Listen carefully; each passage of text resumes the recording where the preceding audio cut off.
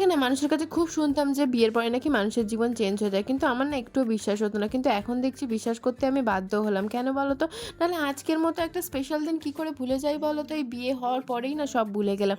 নাহলে বিয়ের আগে আজকের এই দিনটা প্রত্যেক সাল আমাদের মনে থাকতো। আজকে হচ্ছে বলতে কি বলো তো? আজকে হচ্ছে ২৪শে আগস্ট আমাদের ১ম দেখা হয়েছিল সেটাই ভুলে গেছিলাম। তাও সেটা মনে পড়লো কি ২৬শে আগস্ট। তো ভাবলাম চলো আজকেই সেলিব্রেশন করে নেওয়া যাক। তো সেলিব্রেশন করতে গিয়েছিলাম হচ্ছে কোথায় বলো তো? পাটুলিতে। তো তাও গেছিলাম জানো মাত্র ২ ঘন্টার জন্য। বেরিয়েছিলাম ৮টার সময়, ঢুকে গেছি ১০টার। এই দিনটা ভুলে যাওয়ার পরে না প্রচন্ড খারাপ লাগছিল। কেন বলো তো? এই যে সালটা ছিল ২৪ আর আমাদের দেখা হয়েছিল ২৪শে আগস্ট। আর আগস্ট হলো ৭তম মাস, আমাদের সম্পর্কও হলো এই ৭ বছরে পড়ল। আর এই এত স্পেশাল বছরটা ভুলে গেলাম, কি করে হয় বলো তো? তো এই খারাপ লাগাটা মেটাতেই গেলাম ওখানে। আর গিয়েই শুরু করে দিলাম খাওয়া। কারণ খাওয়াই হচ্ছে একমাত্র পথ যেখান থেকে আমি ভুলে যেতে পারবো সবকিছু। না হলে তো আমার দ্বারা ভোলা সম্ভব হবে না।